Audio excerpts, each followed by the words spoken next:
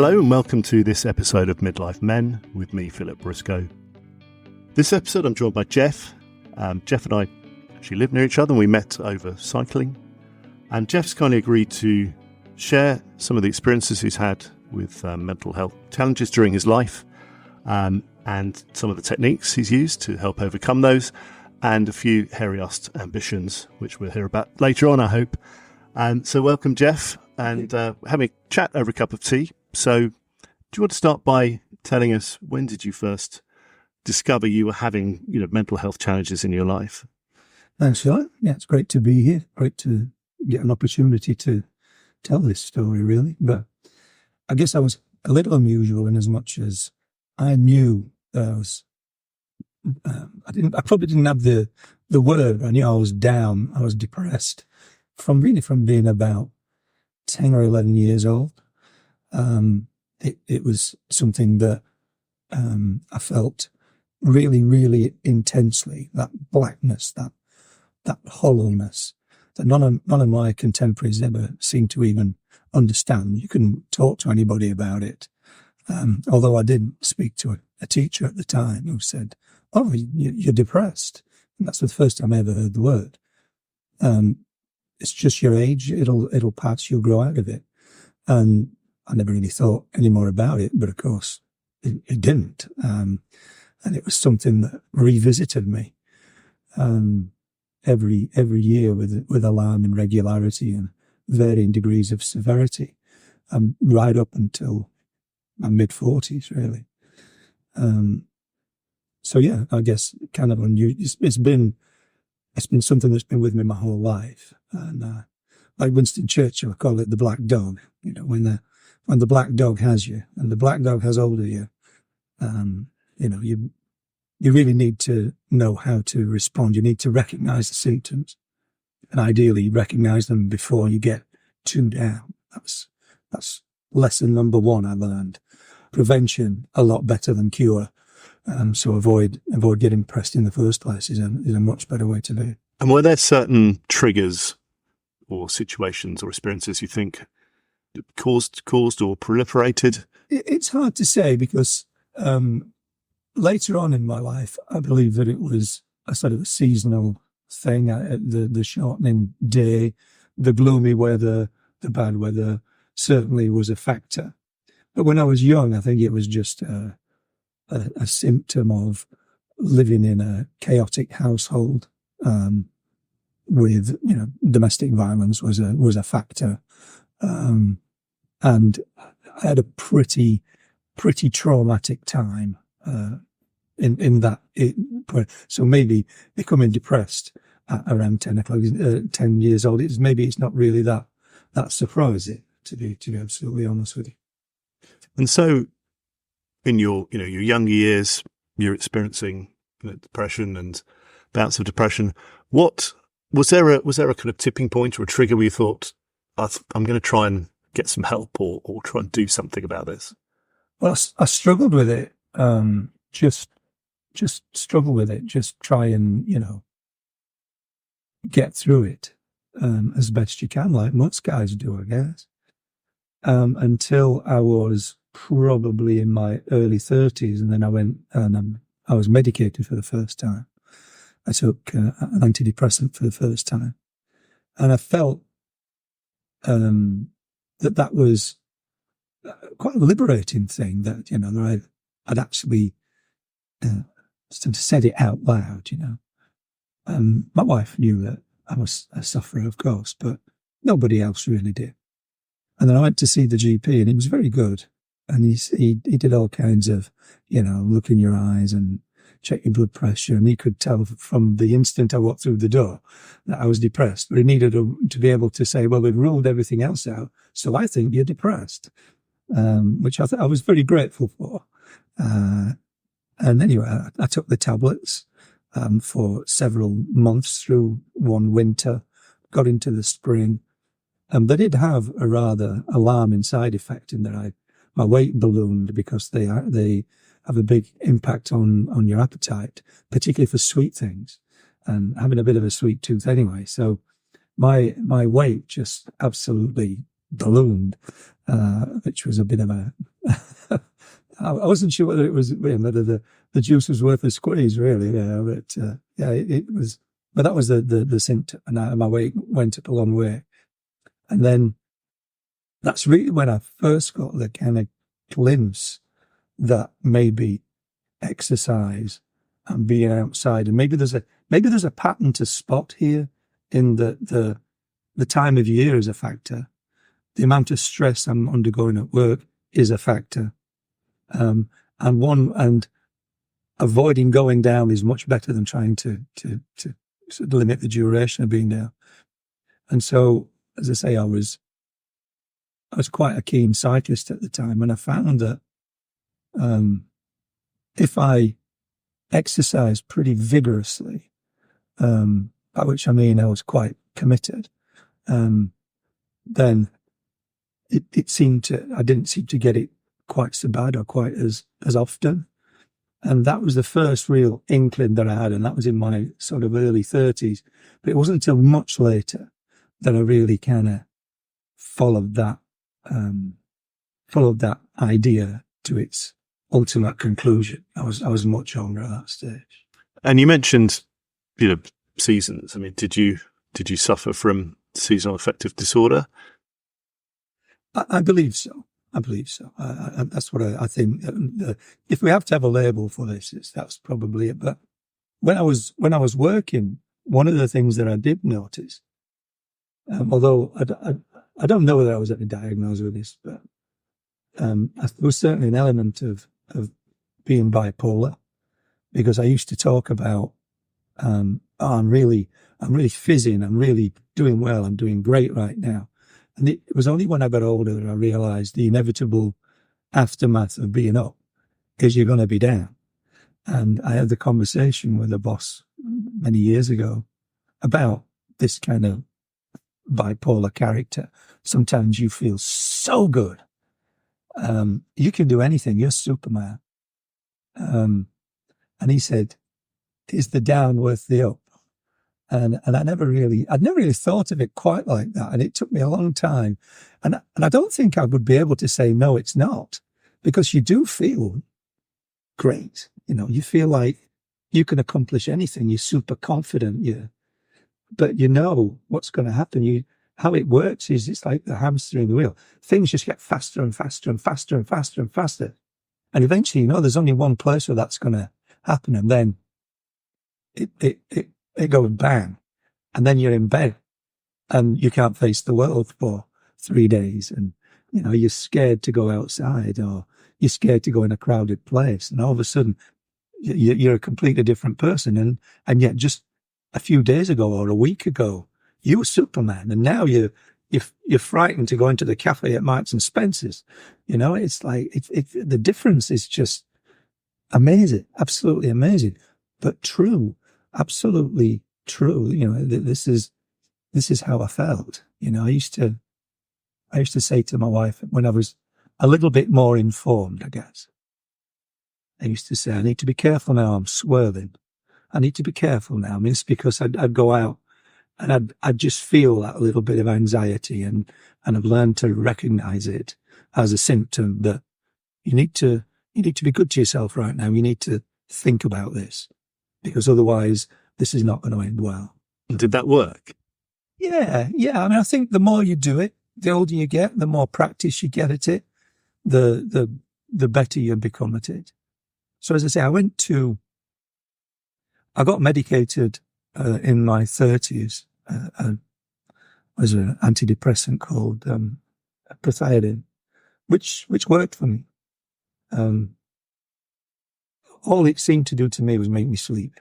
And one of the things about being depressed is you can sleep, but never be rested. And when you're sort of anxious and come out of it, you barely sleep at all. And so having something that just like a chemical hammer that makes you go to sleep is a very useful thing to have. It's almost like it brings you to a dead stop. So I was medicated with this, and then I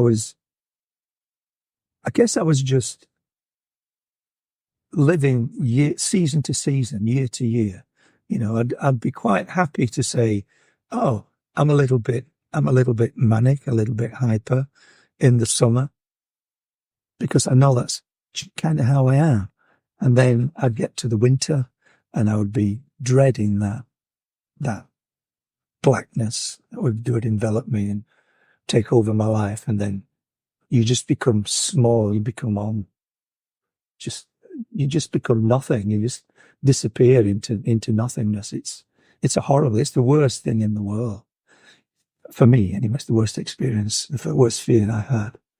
And so did your employer, step in? Did they offer you some help? Did you ask them? Well, I guess I got to about, I had a pretty good job. You've got to say that. And I had a good employer, a nice HR manager, informed HR manager. And I got on very well with her.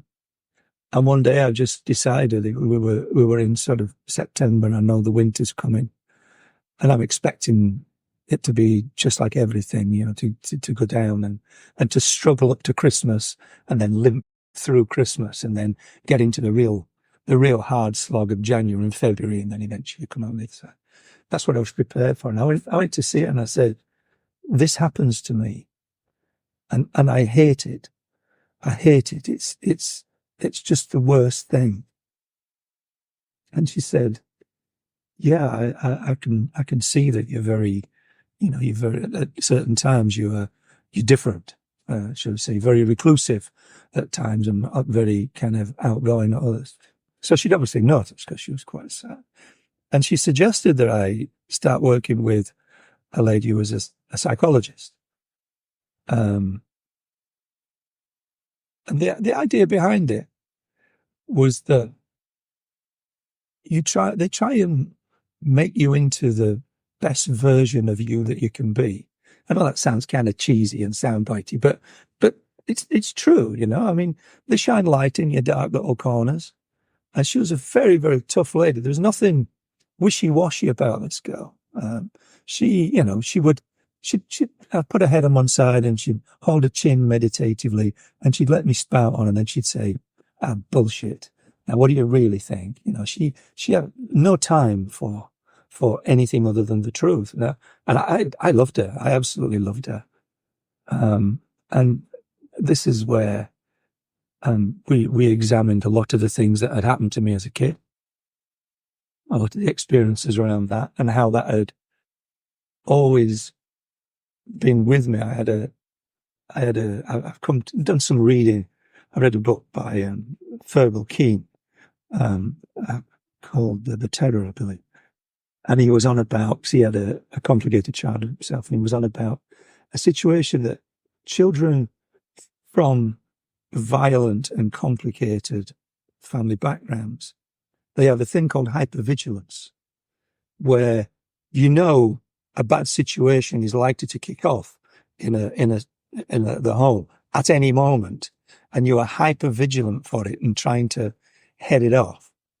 And I think I kept on doing that. I kept on being hypervigilant throughout the whole of my life.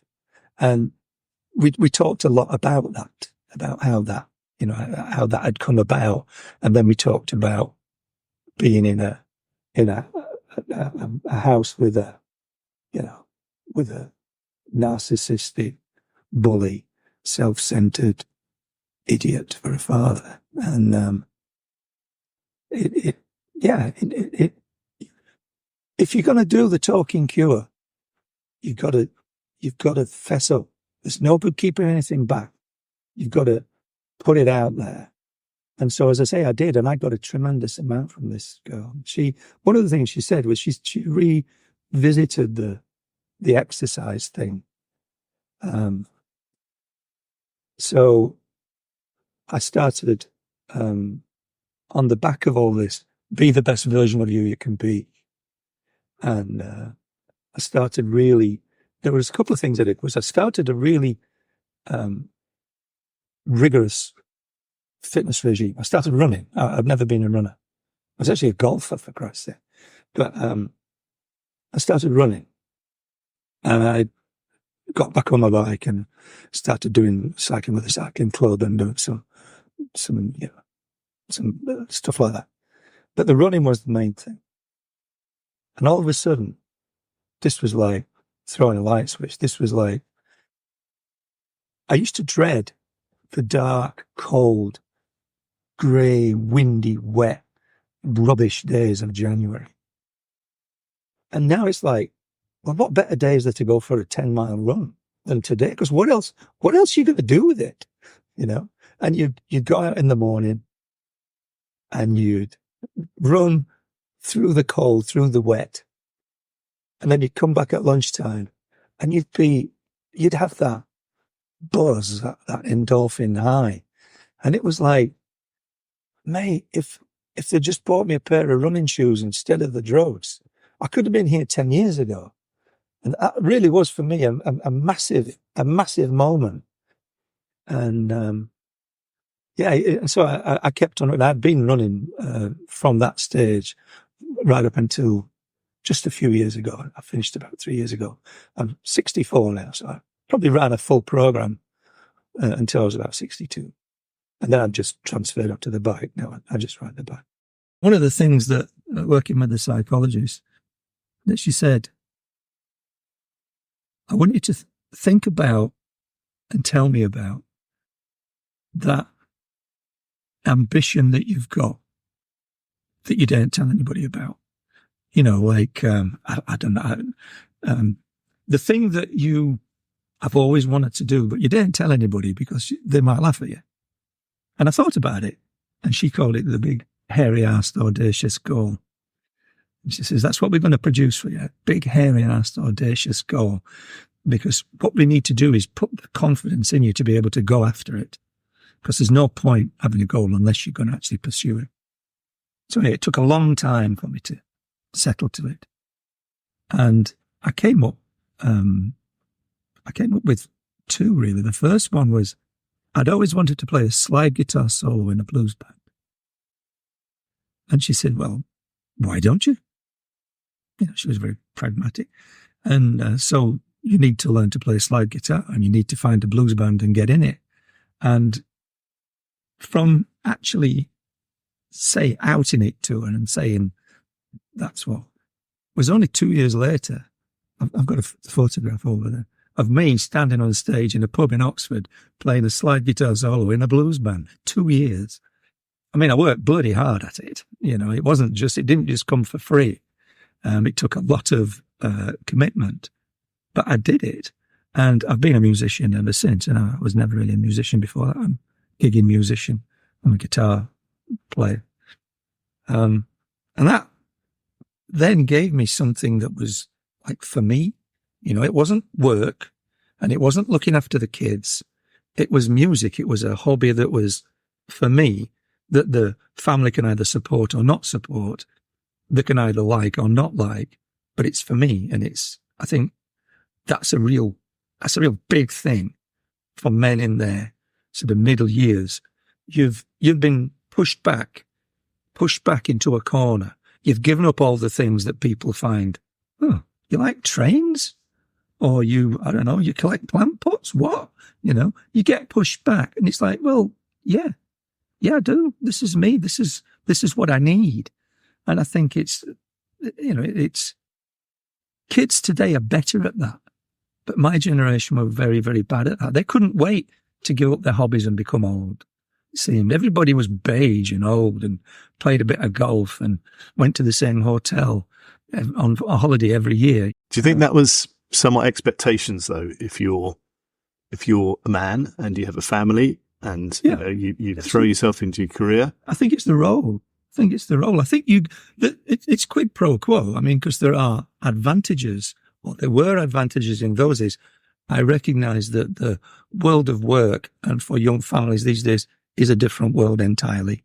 And I'm glad I'm not in it, frankly. But back in my day, you really could kind of get away with it because you were the one who was making the money. You could, maybe not pull your weight quite as much as you should.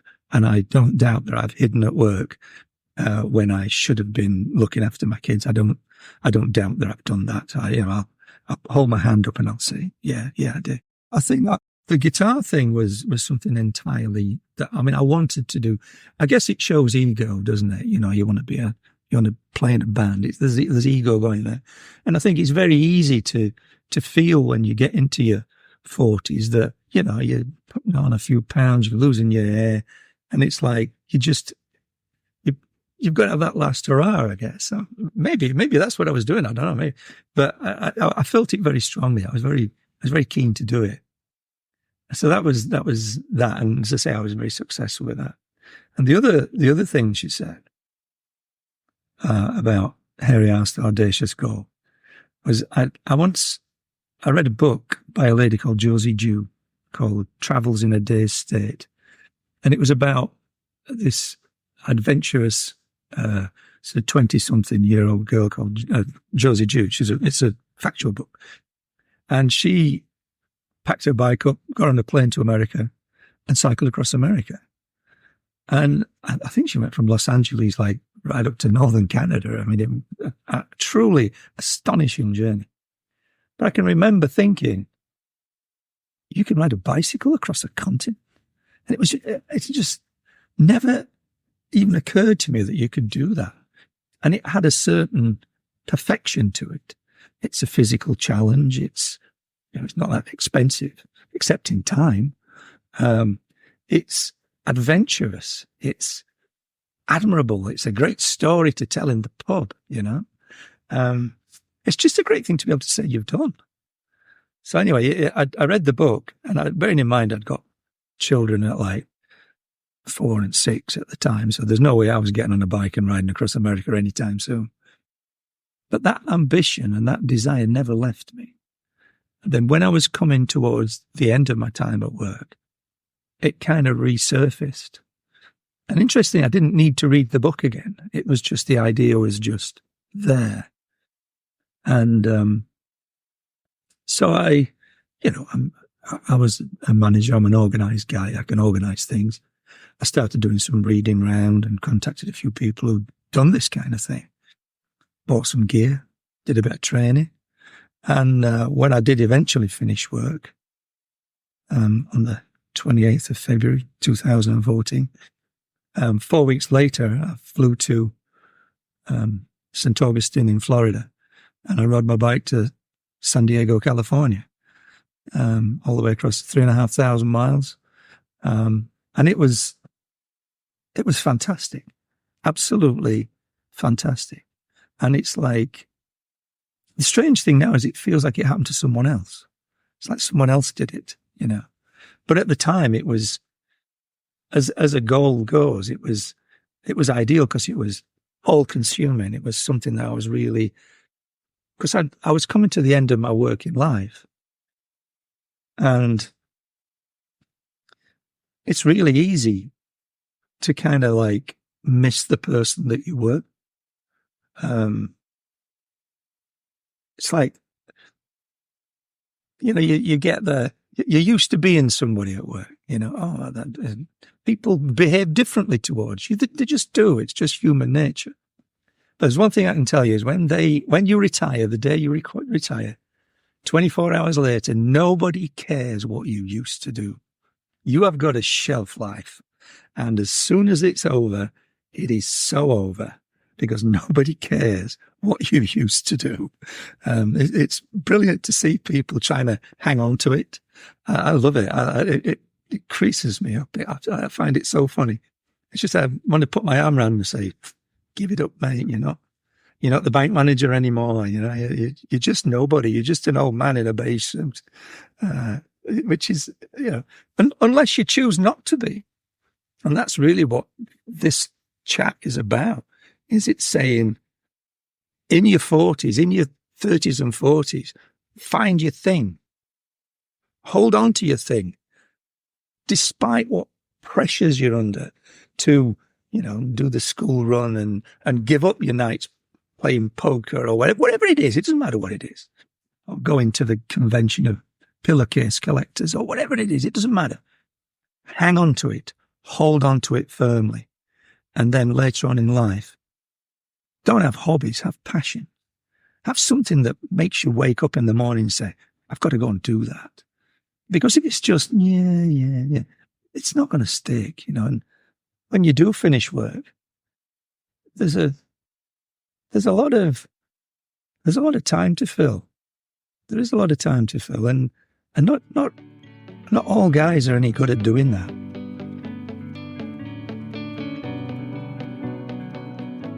So did you feel once you had your big adventure in the US and you learned to play the guitar and performed, did you find your general mental health was more manageable? You know, were you feeling more in control?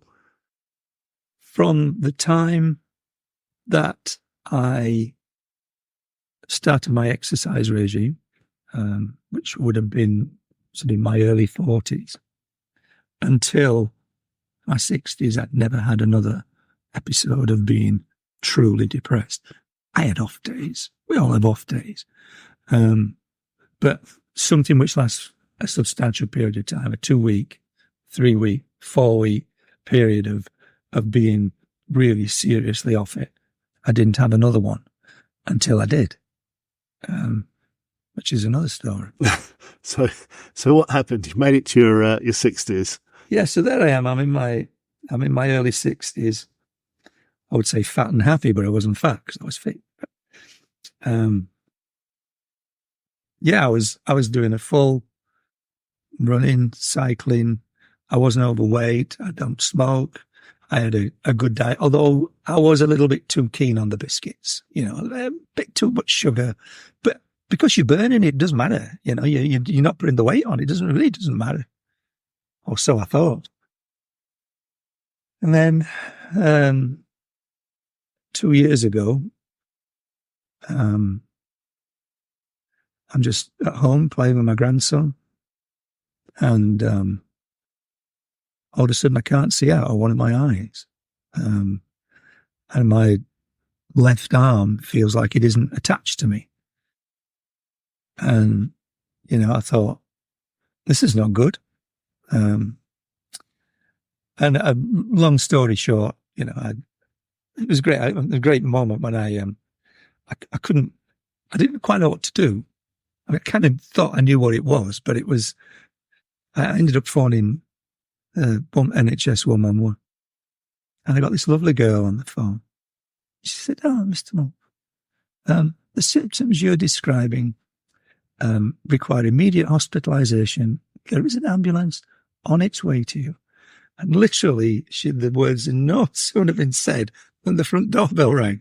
There's an ambulance there. And it was like, what? You know, and it was just like it all just kind of swirled and took on a life of its own, you know. And I'm there playing with my grandson one day. Next minute, I'm in an ambulance on the way to the hospital. And anyway, I had a lot of waiting around because various things. And long story short, I ended up being diagnosed with a TIA, a transient ischemic attack, or a mini stroke. And I had an MRI scan and various other things, ultrasound, and they found a blocked carotid artery in my neck.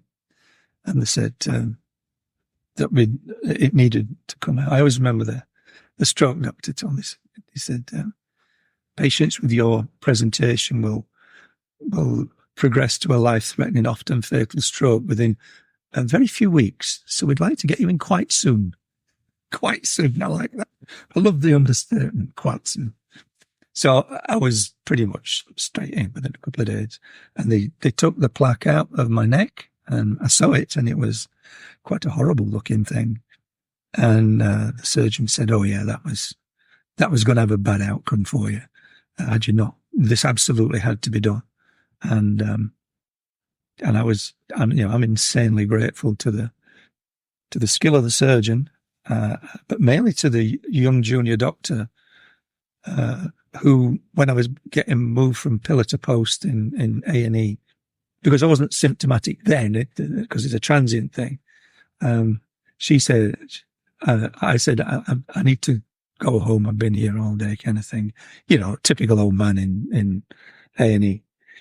And she said, I think you've had a TIA. I'm going to refer you to the stroke to the stroke team, and they will be phoning you later today. And had I not seen her, I would have gone home and I would slip through the net through my own stupidity. So I owe her my life again, or the quality of life that I have now, which I think is, if I ever met her, I would thank her. So that must have been a bit of a surprise for you, running, cycling, fit, not overweight. The shock, I don't have the words to describe how great a shock it was. I just do not have the vocabulary that can tell you the magnitude of shock that I suffered. And the free fall that I went into pretty much immediately was the most horrible experience. Because of course I was depressed again. I was very depressed again. So how it went was this: I got discharged. It's on the surface of it is a very minor operation. You're still conscious when they open up your carotid artery and take the plaque out, and they're talking to you, and you're on a fentanyl derivative, so you're talking all kinds of gibberish. But they want to know if you're having a stroke, basically, and if you're still coherent, then you're not. So anyway, you then admitted to the ward overnight, pain relief, front door, out you go. Thank you very much. Have a nice life. Have a load of tablets to take for the rest of your days. And that's pretty much what happened. I walked out and I'd got this massive shock, this massive change happened. And I felt like a shadow. I felt like I just didn't feel like I was real. I certainly didn't feel like me. I'm used to, this is the way it will be. Bang, bang. Yes. Get on with it. Let's do it. Oh yeah, we'll have some fun. That's my way. And this was like, I'll just sit here and quiet for a couple of hours. I'll be okay. And I'd go and I went out with some friends and I'd just sit there. I couldn't stay. It was just too much. And it took me a while to work out that I was kind of grieving the loss of who I'd been. So that took a great deal of coming to terms with. And then it took a long time to get my medications right. I didn't cope very well with one of the drugs they gave me. And we got that changed, all the palaver that's involved with that. And then what happened, the stage I went through next was quite simply anger. I was as mad as hell that this had happened to me and not to the guy who eats the pizza for breakfast and drinks the beer and smokes 40s. He didn't have the stroke. I had the stroke. And that just seemed fundamentally unfair. And as I say, it's ridiculous. It's ridiculous. But that's how I felt. I was angry at cycling that it hadn't protected me. I felt like a fool for having believed that this won't happen to me. This will happen to people who don't look after themselves. This will happen to people who abuse their bodies. This will happen to someone else. And yet it happened to me and I had to suck that up. And it's not a lie to say it took me two years before I could say, I'm over it. I can see it. I can see it in perspective now. And the interesting thing is I did the usual thing, I came out of hospital. I'll give this 2 weeks and then I'm back on that bike. I'm back in the saddle and I'm 2 weeks later, I'm like a jelly. I can just about watch 2 episodes of, I don't know. You had unrealistic expectations of your return to normal life. I wasn't going to be beaten by this. And of course I was just flattened by it. And a fortnight became a month and a month became 3 months. And, I didn't do any work in my garden. My garden was very important to me. I didn't do any work in my garden. I just didn't engage at all. I'd just come in here. The only place I felt safe was in bed, in the shower, or playing my guitar. It's the only time I felt safe. every other time, every other second of the day, that hypervigilance was back, that anxiety was back. And it was just the most horrible time. And it went on and on and on. And I had some beautiful gestures, some people that did some beautiful things for me to try and bring me back into the world. And I just couldn't do it. I had to take my own time to do it. You told me about ringing up, I think, kind of stroke association and talking to somebody there. So one of the symptoms that I had, which confused the hell out of me, because I'm like a month post-operative, was I was so tired. So I'd get up, I'd sleep until 10. I'd get up, I'd kind of mooch around until 2. I'd go back to bed for 2 or 3 hours, get up at 5. I'd be back in bed by 10. And I was just like, this isn't me. What's going on? So anyway, I thought, I couldn't get any sense out of the GP at all. I just couldn't even speak to him. And so anyway, I found the Stroke Association, and they were absolutely fantastic. And this girl, I described to her, she said, "Oh yeah, of course. Fatigue's the most common after effect or side effect of having this. Everybody's exhausted. It lasts about 6 months, love. Don't worry about it. Everybody goes through this." And I was like, well, why didn't anybody tell me? It would have been so much easier. So anyway, they were fantastic, and they put me in touch with a stroke survivor who, Terry, his name was, and he was a fantastic guy, just what I needed. And he'd had a much harder time than I had, much, much harder. And yet he was funny, engaging, irreverent, supportive, well informed, and pragmatic. He said, don't be in a rush, buddy. Just, pick one thing in a day that's better. Pick one thing in a day that's better. And he said, one thing that I tried to do was kind of force recovery. I told him myself, what I do was force recovery. He said, and what I came to realize was that each day I was better, but I was only 1% better. And it takes, or maybe 0.5% better, but you're better.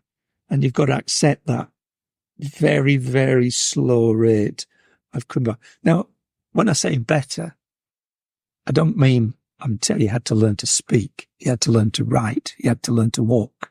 I mean, nothing but admiration for that. All I had to do was start feeling like me again, and get my energy back.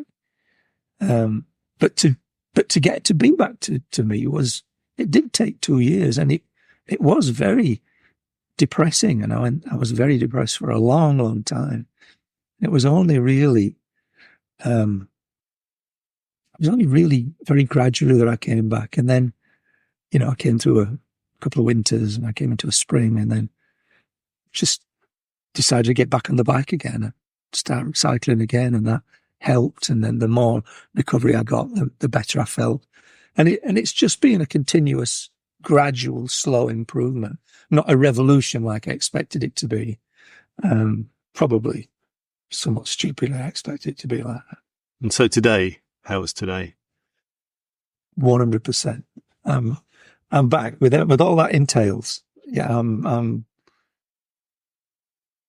I'm much more humble than I was.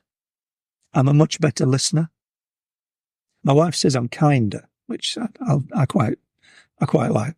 That made me cry. But yeah, I'm kinder. Apparently, I'm a better listener. And I've got time for things I didn't have time for before. Yeah. The peculiar thing is that I can almost make it into like a positive experience, because I used to think I was going to live forever. We all do.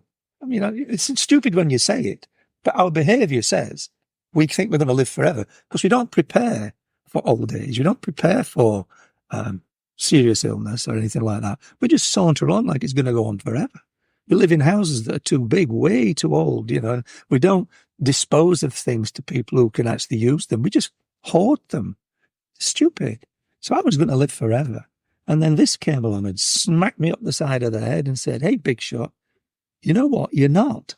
And you very nearly didn't. You very nearly shuffled off this mortal coil, pal. And if you can't get that lesson and it change you in a big way, then, well, if that's the case, I'd quite like to speak to that person just to see what on earth is going on in their head. But it seems to be the case with some people. But yeah, in my case, it has been completely life changing. I valued small things, trivial things, and I can see what really has value: friendship, family. It sounds corny, but it's true. You know, a beautiful garden, good company, a good bottle of wine. I always drink the best bottle of wine in the rack now. That's a change. That don't save anything for the rainy day. It's today. And I'm happy with that. That's a good lesson. Good lesson in life. Don't save the good wine. Drink it today. No, drink it today. So people listening to this, what other kind of tools, I guess, for want of a better word, can people use? Maybe you talked about journaling. So. Yeah. As part of the working with the psychologist, I started writing a daily journal, and I am completely fastidious about it. I started it would be in December 2004, and to this day I have not missed a single day since that date. Some days I may only write a single word, but there's not an entry missed. And I think that writing a personal journal is a really valuable technique if, like me, you're the sort of person that takes things to heart and tends to dwell on things. So the technique I use is I write it out how I feel it in the moment. So if I'm angry, I'll write why I'm angry and what I'm angry about. Now, of course, you've got a document then lying around in your home with how you honestly feel. And so I've had to explain to my family, I don't mind you reading it. I really don't mind you reading it. But you've got to accept that I will say it exactly how I see it. And it has been a bit of an issue on occasion. Not a big issue, but, because I've needed to get it out of my head, that I've written it down. But yeah, I make them like mini works of art. So I have it's a diary, which is tells the story of what's happening in my life. But the main benefit is, so I write the first paragraph normally first thing in the morning. This is what I'm planning to do with my day, or this is what I expect out with my day. This is how I'm feeling. I'm excited. I'm a bit disappointed with the weather, or blah, blah, blah. I'm hopeful, but whatever. And then at night, I write the what's come of it. And then that's when I'll do the sort of reflection on anything that's really bothering me. And I do read back through them because it's a very good technique to see what is bothering you. If you've mentioned it 3 or 4 times in the last 2 weeks, you need to address it. You need to find that person and talk to them, or you need to do that job, whatever it is, because it's been in your mind. And okay, you've written it down and got it out of your mind, but it's definitely been popping back up. So it's got value. And I read the reason why I kind of knew that I was better after my TIA was because I read through what I'd written immediately after. I wrote it while I was in hospital, actually. I wrote it while I was in hospital. I wrote it the day I came home. I wrote it every day thereafter. And there are screens and screens of stuff there. And I've read it and I don't recognize hardly any of it. It's very strange. I was in a very strange place, which I'm not now. So I know I'm not there. So it's valuable in the moment. It's valuable on a day to day, but it's also valuable to go to look back on. So journaling, I would definitely strongly recommend it. Typically, I'm very fastidious about it. So I always use an A5 book, unlined. I use it with a marbled paper cover, handmade paper. I get a really nice book to do it in, and it's just a nice thing to hold. And then it literally travels everywhere with me. If I go on holiday, if I go away for the weekend, it goes everywhere with me. And one volume will last about 8 months, and then I tidy it all up, transfers the stuff to the next one, on with the next one, and they all sit on a shelf up in my study. So if anybody wants to look at them in the past, that's where to find them. That's where they are. Thank you for being so open with us, and some really great advice from your life and how you've combated your mental health challenges and physical challenges. So thank you very much. It's my pleasure. Thank you very much for it. Thank you for listening to the Midlife Men podcast with me, Philip Briscoe. Jeff referenced the Stroke Association in the UK, and the website is stroke.org.uk. Or in the US, there's the American Stroke Association, which can be found at stroke.org. If you or someone you know is struggling with depression, then the general advice is to first seek contact with your doctor. If you have a story to tell and you think your experience would help others, then please get in contact with me, either via the website, mid-lifemen.com, or email me at midlifemen01@gmail.com. If you enjoyed listening, please share the podcast with people you know and with your networks, so we can reach more people who might benefit from the stories shared by my guests.